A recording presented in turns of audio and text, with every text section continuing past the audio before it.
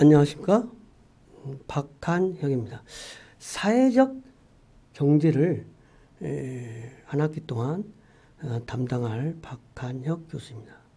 근데 이제 사회적 경제를 말한다는 것은 이제 우리가 어떤 공유한다, 그리고 공존한다, 그 어떤 그런 개념하고 어떤 경제하고 같이 맞물려지는 거라고 볼 수 있겠습니다. 근데 사회적 경제에 대한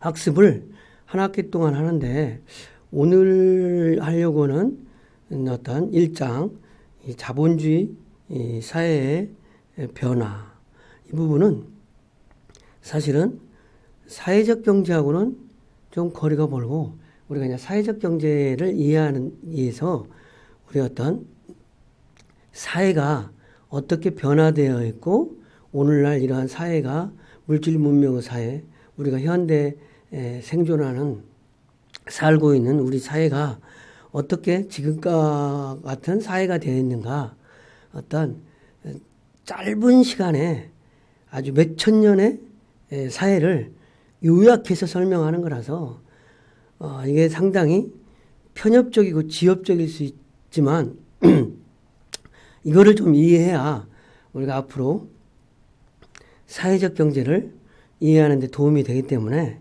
어떤 그런 그런 걸로 이해하면 되겠습니다. 그래서 자본주의 사회에 대한 변화라는 제목으로 좀 얘기를 할 건데 이 부분은 사실은 이제 경제학자들이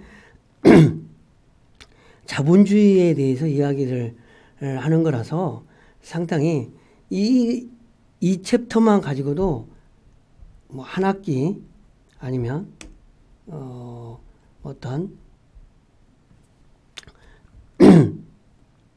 더 많은 시간이 소요가 되는 건데 이거를 어찌됐든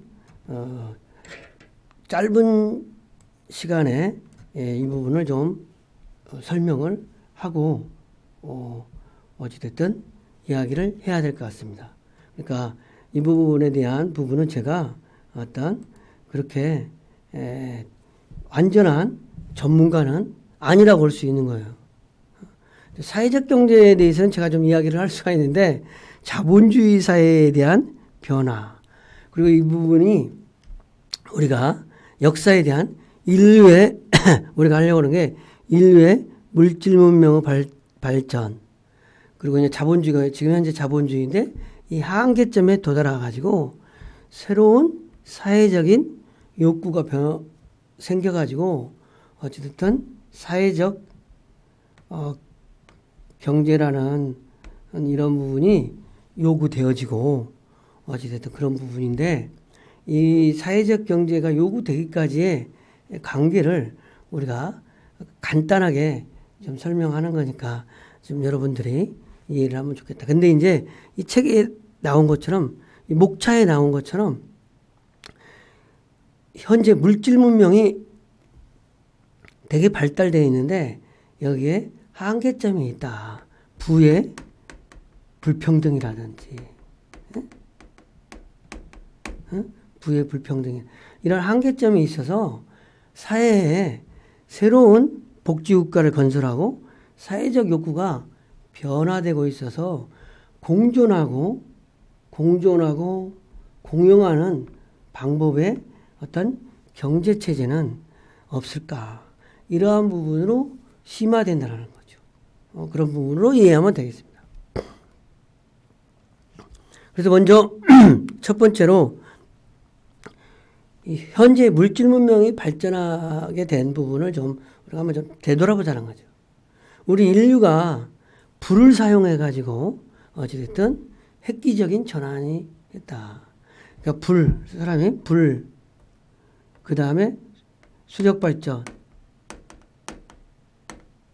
그 다음에 전기, 기관차, 그 다음에 컴퓨터의 발명 이런 것들에 의해서 사회가 변화되듯이 불의 발명은 적어도 상당히 사회를 획기적으로 변화했다. 우리가 인류의 발전의 획기적인 전환은 불사용이다. 다 아는 거지만 우리가 한번 정리하는 거죠.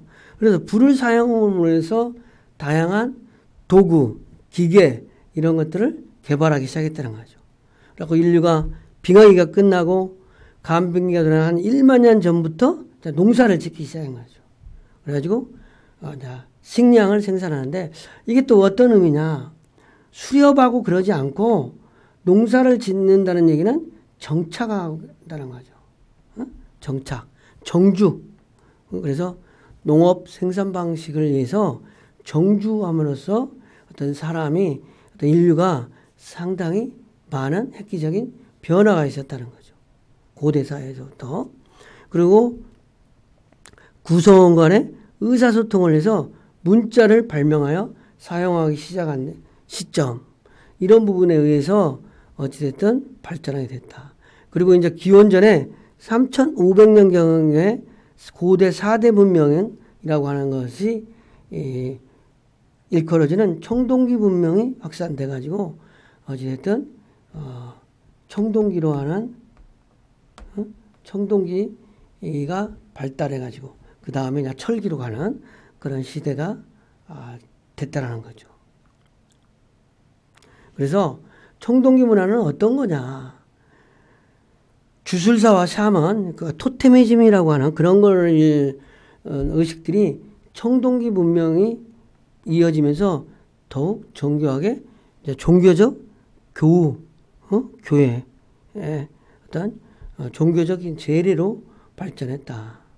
그래서 구리와 청동기를 재련하고 주조하는 기술이 또 발달하고 여러 다른 군데로 확산되면서 어떤 인류가 발달한 거죠. 근데 이제 청동기는 채굴하 그 당시에 옛날에 채굴하기 쉬운 구리 자원이 희소해지면서 금속에 대해서 이제 또 관심을 갖게 됐다. 그래서 이제 철이 발달하는 거죠. 그래서 연금술을 이어오면서 철로 만든 무기, 도구, 장식품 뭐 이런 것들이 해가지고 철기 문명. 그러니까 신석기에서 돌로 만들다가 청동기로 가서 그 다음에 철기 문화로 이제 문화가 발달했다라는 거죠. 고대 문명이. 우리 인류의 발달 과정을 이렇게 하는 건데 여기서 중요한 건 불의 발견. 불. 그 다음에 두 번째 정착. 이 두 가지 요인이 어찌됐든 인류가 발전하게 되는 계기였다. 그래서 이제 청동기에 그다음에 근대사회가 형성이 되는데 근대사회는 청동기 철기 시대를 맞으면서 그러니까 로마 제국이라는 부분이 뭐 왕성했었는데 로마 제국이 붕괴가 되는 한 15세기에 유럽에서 농업뿐만 아니라 이제 그때는 수력이라든지 건축, 야금술, 무기 제조를 분야에서 중대한 기술 발전이 일어났다는 거죠. 그래서 산업 분야에서도 농업에서 제조업으로 또 인구 증가에 의해서 도시가 확장됩니다. 도시가 성장하고 도시의 성장과 시장의 발달. 도시의 성장 그래서 로마의 길, 로마의 고속도로, 고속도로는 아니지만 로마의 길이 있는데 그 길이 유명하다는 거죠. 그 다음에 지배구조였던 노예제라든지 농노제에서 벗어나게. 우리나라도 이제 조선시대에 어떤 노예제도 이런 게 어떤 근대에 가면서 했지만 그 유럽은 조금 더 빠른 앞선 시대에 어찌됐든 노예제나 이런 부분이 해방이 됐다는 거죠. 그래가지고 근대 산업화의 초기 단계인 농촌 수공업이 계속 확대되고 제조업의 중요성이 커지는 가운데 산업혁명의 영향으로 이제 농업사에서 공업사회로 발전하게 됐다는 거죠. 제조와 산업화는 생산 방법이 획기적으로 또 변화를 불 이외에 이제 제조, 전기기관차의 발견이라든지 이런 거에서 수력 발전, 그래서 생산 방식이 산업화에 의해서 생산 방식이 획기적인 변화를. 그래서 산업화로 작업장이 공장으로 바뀌고 상업거래는 이제 화폐로, 그다음에 시장 자본주의로, 간의 제조업은 대량 생산 체제로 이제 변하면서 근대 산업 사회가 생겼다, 이렇게 볼 수 있는 출현하게 됐다는 거죠. 그래서 자본주의 보면 실질적으로 우리가 많이 발달된 것 같아서 300~400년 동안 엄청난 물질적인 풍요를 이루었고, 어찌됐든 지금 현재는 좀 소비를 확대하면서 시장을 발전시켰지만 어느보다 더 심각한 위기에 직면했다는데, 여기보다도 300년, 400년밖에 안 됐다. 그러니까 우리가 지금 살고 있는 이 문명이 300~400년 된 거예요. 그러니까 여러분들은 아무리 좀 생활이 뭐 어찌됐든 그 빈부격차가 있다고 그래도 300~400년 전에 살았던 임금, 황제보다도 훨씬 잘 살고 있다라는 게 또 현재 우리의 현재 상황인 것 같아요. 우리는 지금 엄청난, 여러분이 살고 있는 지금 100년, 100살까지 사니까 100년은 아주 옛날에 살았던 사람보다 훨씬 풍요롭게 산다. 근데 이제 그렇지만 그것이 심각한 위기에 있다. 빈부격차는. 인간은 더 다음 물질을 위해 자연을 정복하기에 보다 많은 도구를, 기술을 개발하고, 또 정복하기에 무기를, 어떤 로마가 몽고 제국이, 칭기스칸이 어떤 전 세계를 지배하기 위해서, 또 그 다음에 2차 세계대전에 의해서 일본이, 독일이 뭐 이렇게 어떤 무기를 개발했다는 거죠. 인류는 지금 새로운 문명 전환기에 접어들고 있다. 그래서 인간은 도구 사용에 대한 것들에 의해서, 도구의 발달에 의해서 문명이 발달한 것이다. 그래서 옛날에는 그 도구가 발달하게 구석기 시대에서 신석기 시대로, 그 다음에 청동기 시대로, 철기 시대로 이렇게 인류 문명이 발달되게 됐다는 거죠. 그래서 이 300~400년이, 지금 현재 살고 있는 300~400년이 실제로 인류의 문명에 엄청난 발전을 이루었다. 여러분은 물론 지금 현재 사회가 위기도 있고 어떤 상당히 그 심각한 위기에 있지만, 지금 현재 가장 혜택을, 엄청난 물질적인 풍요를 이루고 있는 내 시대에 살고 있다. 이런 부분에 대해서 우리가 깊이 감사해야 되지 않을까, 이런 생각은 좀 들어요. 그 다음에 이제 자본주의 체제가 등장한 거예요. 자본주의 체제. 그러면서 이제 인류가 발달하면서, 철기로 발달하면서 유럽 봉건제 생산 양식이 붕괴와 함께 시장의 도시의 발달과, 시장의 발달하니까 도시 발달과 시장의 발달을 담을 수 있는, 그걸 잘 구현할 수 있는 체제가 자본주의 경제 체제라는 거죠. 고대 시장은 단순한 상품의 교환만에 국한되었으나 자본주의가 등장하면서 시장은 그 기능이 교환하고, 어찌됐든 상품을 화폐를 통해서 교환하고, 생산 방식에 의해서 좀 달라지고, 그래서 자본, 노동의 개념이 새로 공장, 이런 부분이 생기겠다는 거죠. 자본주의 상품 생산 방식은 자본의 본원적 축적을 목적으로 이윤을 발생하게 한 상품 생산 체계이다. 그래서 상품 생산에서 노동력은 생산 수단을 유지하지보단 개별 노동자들의 유의 노동을 구매한 자본가에 의해서 우리가 지불 노동으로 전환되어 상품 생산을 한다. 그러니까 노동자들은 자본가의 영향하에서 상품 생산에 어떤 그 노동력을 제공한다. 이런 의미예요. 자본주의 경제 체제에서 노동자의 노동력도 상품으로 거래되면서 상품에 대한 시장, 노동시장, 자원시장, 금융시장, 이런 부분이 다양한 재화가 거래되는 시장으로 분화됐다. 그래서 핵심적인 거는 도시가 발달되면서 시장이 생겼는데 자본주의에서는 시장이 상품에 대한 시장뿐만 아니라 노동의 시장, 자원시장, 금융시장 등 다양한 재화가 거래되는 시장으로 분화되어 있다라는 거. 이것들이 자본주의 경제체제의 등장이다.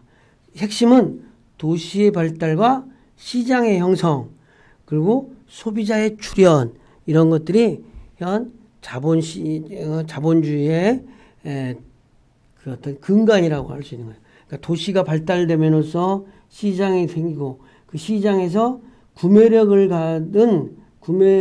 가진 소비사회가 성립된 거. 이거 이제 자본주의 체제가 등장하게 되는 배경이라고 할 수 있는 거죠. 자본주의 체제는 근대 국가 체제가 형성되고 이에 대한 물적 토대로서 자본주의가 결합된 산업사회로 발전되면서 생산력은 계속 높아졌지만 그러나 시장 자본주의 파열은 더욱 커지고 있다. 빈부의 격차, 그 다음에 노령화, 뭐 이런 것들에 의해서 어찌됐든 계속 파열음이 생긴다는 거죠. 그 다음에 어떤 빈부의 격차가 심화되고, 그 다음에 생산 요소가 아닌 금융 시스템, 자본이 돈을 버는, 실질적으로 노동에 의해서 돈을 버는 게 아니라 자본이 돈을 버는 거여야 되는데 그런 부분에 의해서 그 어떤 파열음이 생겼다. 근데 시장 자본주의가 경제 성장을 멈출 수밖에 없는 세 가지. 시장 자본주의가 계속 성장을 하는데 계속 지속적인 성장을 해야 되는데 중간에 멈췄다. 그러니까 파열음에 의해 어쨌든 시장에 자본주의 한계가 있는 게 첫 번째는 석탄을 화력 발전을 하는데 자원이 고갈됐다는 거예요. 자원. 그 다음에 두 번째는 환경 파괴와 기후의 변화. 기후가 변화돼 가지고 어찌됐든 자본주의가 멈출 수밖에 없다. 그 다음에 세 번째는 금융 시스템. 실질적으로 자본이 집중에 의해서 자본에 의한 지배가 되다 보니까 노동력에 대한 지배가 아니라 자본에 대한 지배가 되다 보니까 거기에 대한 어떤 부작용, 이런 것들에 의해서 시장 경제가 원칙대로 보이지 않는 손에 의해서 시장의 경제가 작동이 돼야 되는데 이 세 가지에 의해서 자본주의가 경제 성장을 지속적으로 하지 못하고 멈췄다. 그러니까 자원의 고갈, 기후의 변화, 금융 시스템의 실패, 자본의 집중에 의해서 이 세 가지에 의해서 어찌됐든 멈췄다. 그래서 이제 대안이 등장. 자본주의가 이제 성장의 한계가 되니까 어떤 담론으로서 어떻게 하면 지속적으로 성장할 수 있을 건가. 이러한 것들에 대한 거가 이제 등장을 하는 거예요. 그게 뭐냐. 1990년대 이후에 금융 자본주의로 자본에 의해서 변실한 시장 자본주의는 그러니까 물건이라든지 노동에 의해서 변화되는 게 아니라 금융 자본주의로 변실한 시장 자본주의는 다양한 국제 기구들에 의한 금융 지배를 통해서 새로운 질서를 형성하게 해요. 금융이 노동이라든지 어떤 이런 것들이 지배하는 게 아니라 금융이 지배를 한다는 거예요. 그래서 경제가 자본에 의해서 경제에 금융하는 기업들이 인류의 폭이 감소하니 자본이 돈을 벌어주는 이런 회복하는 과정에서 직접적인 생산 과정에서 외부에서 자본 자체가 이윤을 증대하는 장치로 기능해 온다는 거죠. 자본이 이윤을 창출하는 그런 부분으로 하니까 부작용이에요. 그래서 미국의 금융위기로 인한 지구적 자본주의 성장 침체와 기업 이윤을 저하하고 이를 극복하기 위해서 어떤 금융 부분이 기능 왜곡으로 소득 분배 불평등이 지속되고 있다는 거죠. 그러니까 우리가 겉으로 보이기는 소득의 불평등인데 이 소득의 불평등이 노동에 의해서 1대1로 오는 게 아니라 자본에 의해서 자본가에 의해서 자본이 돈을 벌다 보니까 노동에 의해서 노동력은 한계가 있잖아요. 그러면 나나 다른 사람이나 노동으로 돈을 버는 거면 연간 5천만 원, 1억 이거밖에 못 버는데 자본에 의해서 돈을 버는 거니까 소득 불평등이. 그래서 아파트 투기해가지고 돈 번다든지 어찌됐든 주식 투자해서 돈 번다든지 그렇게 해가지고 돈 있는 사람은 계속 부자가 되는데 돈 없는 사람은 부자가 안 되는 그런 소득의 불평을 지속시켰다는 거죠. 그래서 금융 지배 세력이 만들어내는 신용으로 부채는 늘어나고 부채는 자본주의를 멈추게 하는 주요 원인의 하나가 됐다.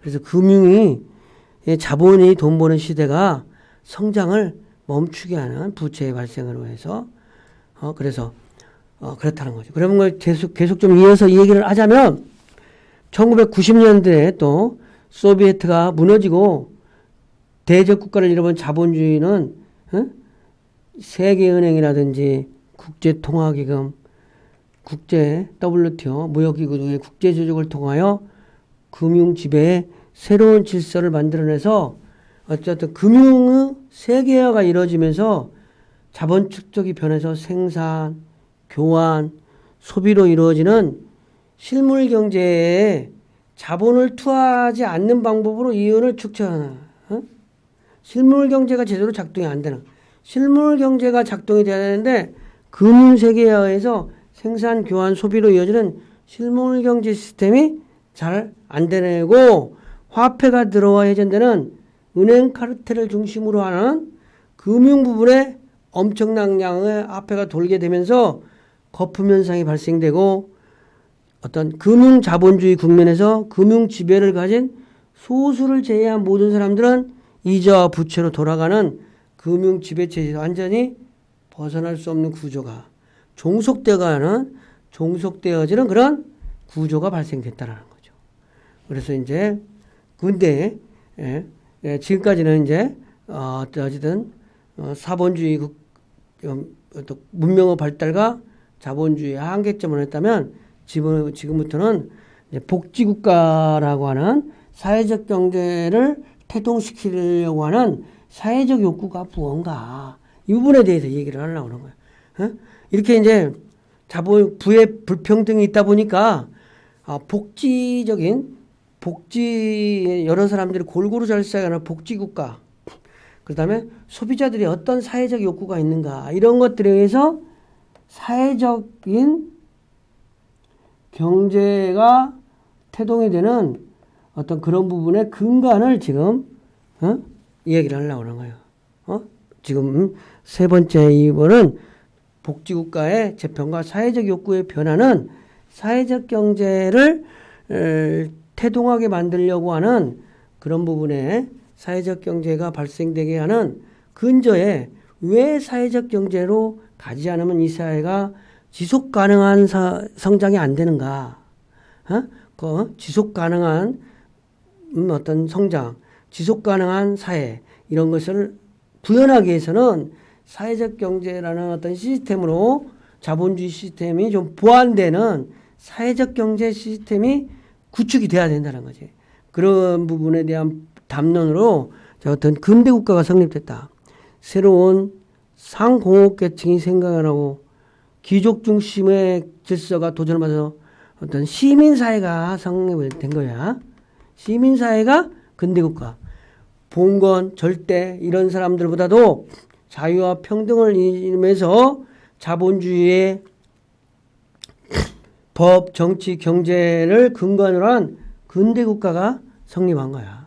그래서 근대 국가는 사회적 생산물을 사회적 군속원들에게 분배하는 중요한 역할을 수행하므로 권력을 지려는 특정한 세력과 특정한 이념, 제도가 결합된 특수한 관계체제로 구성이 되는데 사회계약으로 성립된 근대 국민국가는 계약 당사자인 국민들의 안전을 지켜주고 기본적인 권리를 보장하는 것을 헌법에 명시한 국가 체계라고 할 수 있는 거예요.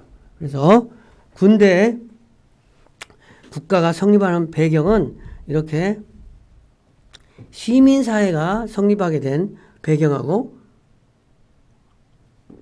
같다고 할 수 있는 거예요. 그래서 상고 계층이 생겨나면서 귀족 일부 특정 세력만 가졌던 거가 시민이라고 하는 시민사회가 성립된 거가 근대국가에 성립한 거라고 볼 수 있는 거예요. 그래서 근데 그런 전통적인 복지국가를 해서 유럽에서 시작된 케인지안 복지국가는 정부 지출 확대로 민간의 유효수를 늘리고 공공부분 공급으로 충당하는 국가 경제였다. 부의 불평등을 좀 해결하기 위해서.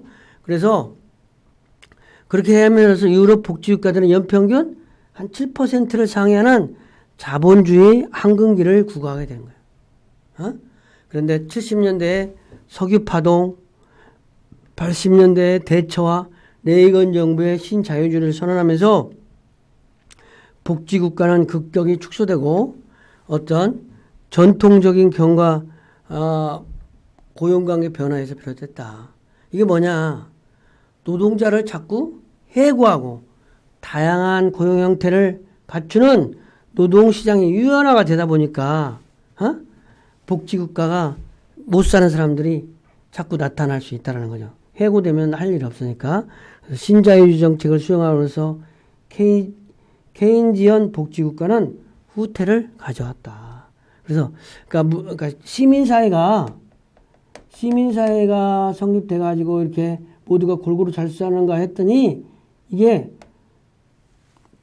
어떤 더 잘 살기 위해서 노동자의 해고, 자유로운 유연한 근무 이런 것들 시스템이 작동되다 보니까 복지적인 부분이 안 되는 부의 불평등이 또 나타날 수 있는 거죠. 그래서 지구적 자본 금융주의로 변신한 시장 자본주의는 다양한 국제기구를 통해 금융 지배 방식으로 새로운 질서를 형성하고 서구 사회는 국가가 재정과 행정력을 지닌 직접적인 사회보장제도 시행에 차츰 제3섹터와 거버넌스를 통한 사회보장 프로그램으로 전환하고 있다. 그래서 복지국가들이 개인과 조직들이 네트워크로 상호작용을 하며 의견 수렴과 의사결정을 통해 실행하는 네트워크 거버넌스 방식으로 작동했다는 거죠. 그래서 사회보장 제도들가 이제 출현하는 거예요. 사회보장 어떤 자본주의가 발전하면서 이 어떤 피해가 있으니까 사회보장을 하는데 사회보장을 확립하기 위해서 직접적으로 국가 재정과 행정력을 통해서 사회보장을 시행을 하는 거예요. 근데 이제 이런 부분도 좀 한계가 있을 수 있는 거죠. 그래서 사회적 욕구가 변화해요. 이제 가장 중요한 거는 사회적으로 이제 욕구가 변화해요. 사회가 발전, 현대 경제 체제에서는 세계화되어 있고 저성장, 사회의 복잡성의 증가, 이게 어떤 사회 발전의 모델을 급격하게 변화. 지금 어떤 세계적으로 세계화가 되고 있다는 큰 흐름, 그 다음에 저성장되고 있다는 흐름, 옛날에 그 다음에 사회가 복잡해졌다. 이 세 가지가 현대 경제 체제의 핵심 축이에요. 세계화되어 있다. 성장을 저전문 하지 않아요. 저성장 시대에 어떻게 생존할 것인가 이런 부분 연구해야 돼. 그 다음에 사회가 복잡해졌다. 이러한 흐름은 새로운 욕구를 새로운 서비스가 필요하다는 거죠. 세계화되고 저성장하고 사회가 복잡해지니까 이러한 흐름은 새로운 욕구가 증가되거나 새로운 서비스에 대한 요구로 이어진다는 거죠. 사회 발전에 대한 흐름들은 동시에 새로운 해결 방안이 필요한 사회 문제이기도 한다. 또 이제 오래 사니까 노령 인구를 위한 돌봄 문화를 개선해야 될 필요성이 있고, 새로운 개입 영역으로서 아동을 보호해야 되고, 다문화 가정의 사회경제 통합을 이러한 새로운 정책 수단, 교육체계 개선 등이 포함된다는 거죠. 그러니까 사회가 세계화, 저성장, 사회가 복잡해다 보니까 오래 사는 거 가지고 돌봄이 필요해지고, 새로운 아동을 맞벌이 부부가 증가되니까 아동 보호해야 되고, 또 이민, 어떤 우리나라도 베트남 뭐 이런 부분, 어떤 여러 동남아 국가 사람들의 다문화 가정이 많아져 가지고 여기에 대한 새로운 정책, 교육 체계, 그래서 한글 교육 이런 것들도 요즘 많이 심화되고 발전되고 있죠. 이래서 확대된 차원에서 기후 변화와 자연 자원에 대한 고갈을 욕구들도 포함하고, 소득의 양극화는 사회 갈등을 이루는 심각한 사회 문제가 된다. 그러니까 자원 고갈. 첫 번째, 자원 고갈, 기후 변화, 자원 고갈, 기후 변화, 금융 시스템, 노동하지 않고 자본이 돈 버는 이런 것들에 의하고 세계화, 저성장, 복잡화에 의해서 새로운 노령 인구의, 또 아동의, 다문화 가정의 이런 것들이 포함돼서 새로운 사회 갈등과 심각한 사회 문제로 변질되기 때문에, 이러한 것을 담을 수 있는 담론이 무엇인가, 이러한 부분을 담을 수 있는 담론이 이제 앞으로 얘기하려고는 사회적 경제를 이야기를 해가기 위해서 이렇게 지금 시작을 하는 거예요. 그래서 사회적 욕구에는 뭐냐, 새롭게 드러나는 욕구들은 경제적, 사회적, 문화적, 정치적, 시민적 제도들을 통해 안정된 사회적 유대감이 형성되는 사회적 응집성과 관련된다. 사회에 태어나면 누구나 행복할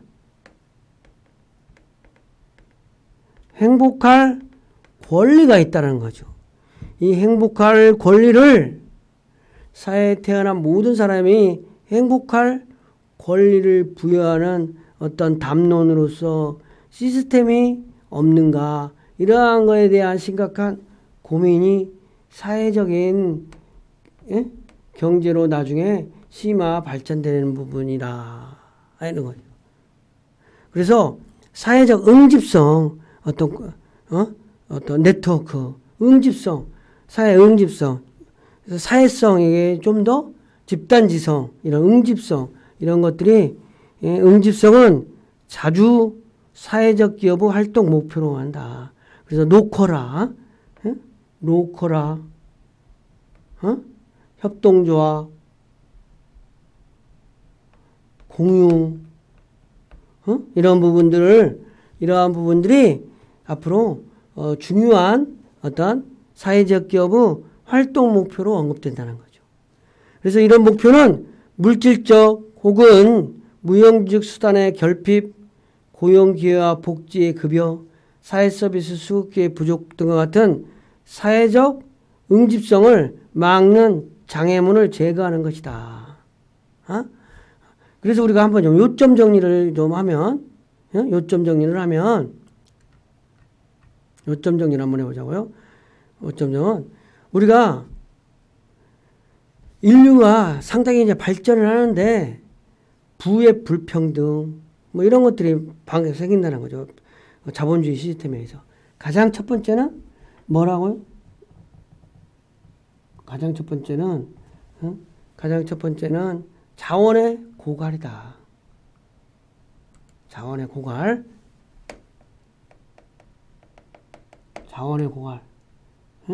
자원이 고갈된다는 거죠. 그 다음에 기후변화가 일어난다는 거죠. 그 다음에 세 번째는 금융 시스템이 들어와가지고 일하지 않아도 돈을 버는 이런 부분에 의해서 불평등, 그 다음에 노인 문제, 그 다음에 세계화 이런 부분에 대해서 아동 복지 문제, 그 다음에 다문화 문제, 이러한 문제들이 많이 대두된다는 거죠. 그러한 부분을 해결하기 위해서 우리가 새로운 사회적 욕구가 출현됐다라는 거죠. 그 사회적 욕구가 뭐냐? 사회적 욕구가 현대 경제 체제에서 세계화, 세계화,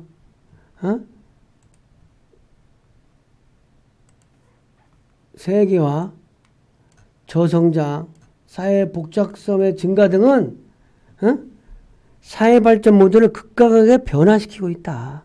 이러한 흐름들은 새로운 욕구 증가와 새로운 서비스에 대한 요구로 이어진다. 그래서 이러한 흐름들은 새로운 욕구 증가와 새로운 서비스에 대한 요구로 이어지는데 사회 발전 흐름들은 동시에 새로운 해결 방안이 필요한 사회 문제이기도 하다. 그래서 노령 인구 돌봄을 위한 개선 방안이 필요하고 우리 주위에도 여러분 주위에도 다 노령 인구들이 많잖아요. 노령 인구가 많아지는 게 이런 거라는 거 아니야. 30살까지 부모가 나를 케어해 줬어.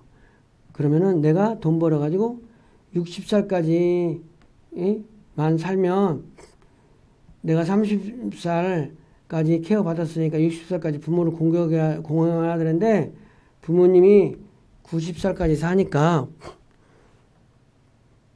불평등하다는 거지. 그죠? 부모님이 나를 케어를 30년간 했어. 그럼 부모님이 60살까지만 살면 내가 30년 동안 돈 벌어가면서 부모님을 케어하면 공평한 거야. 근데 90살까지 사니까 나는 2개 받았는데 4개를 부모님한테 지불해야 되니까 불평등 계약이라. 이걸 꼭 계약으로만 설명할 것은 아닌데 그런 점도 있다라는 거죠. 응? 이게 좀 교수님이 여담으로 얘기를 한 거야.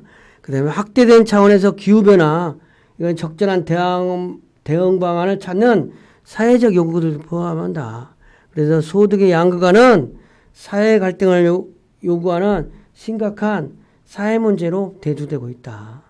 그래서 이게 새롭게 드러나는 욕구들은 경제적, 사회적, 문화적, 정치적, 시민적 제도를 통해 안정된 사회적 유대감이 형성되는 사회적 응집성과 관련된다. 새로운 욕구는 소비사회의 새로운 시민들의 요구는 사회적 유대감이 형성되는 응집성과 관련된다는 거죠. 이 응집성은 이런 유대감이 사회적 유대감, 연대감, 이러한 공유, 이러한 응집성은 사회적 기업이 출현하게 되는 배경인 동시에 사회적 기업의 목표다. 사회적 기업은 사회의 응집성을 수렴하는 곳이다. 수렴해야 된다. 사회적 기업은 사회적 응집성을 수렴하는 시스템이어야 된다. 이런 의미가 될 수 있는 거예요. 그래서 사회적 기업의 목표는 물질적 혹은 무형적 수단의 결핍이라든지 고용기회와 복지급여, 사회서비스의 수급기회 부족과 같은 사회적 응집성을 막는 장애물을 제거하는 거다. 그래서 어떤 물질적, 무형적 수단의 결핍, 고용기회와 복지급여, 복지를 제대로 하고 사회서비스 수급기회가 부족하는 여러 곳곳에 이러한 것들을 장애물을 제거하고 그 장애물을 잘 막는 그러한 시스템이 사회적 기업의 목표다. 그래서 이번 시간에는 어찌됐든 사회적 기업을 이해하기 위해서 어떤 자본주의 사회 변화로서 인간의 물질 문명의 발전과 새로운 전환기가 어떻게 됐는지, 그다음에 자본주의의 한계가 어떻게 도래되는지, 그다음에 복지국가의 재편과 사회적 욕구가 어떻게 변화되어 가는지, 이러한 부분에 대해서 우리가 학습했다고 할 수 있겠습니다. 그러니까 다시 한번 얘기하지만 우리가 인류의 발달과 새로운 전환기가 어떻게 맞았는지, 시장 자본주의 한계점은 왜 생겼는지, 전통 복지국가의 재편과 사회복지에 대한 요구가 어떻게 생겨났는지, 그런 부분이 이제 사회의 응집력과 연대감, 유대감과 관련된 건데, 이 유대감은 사회적 기업의 활동 목표라는 것이죠.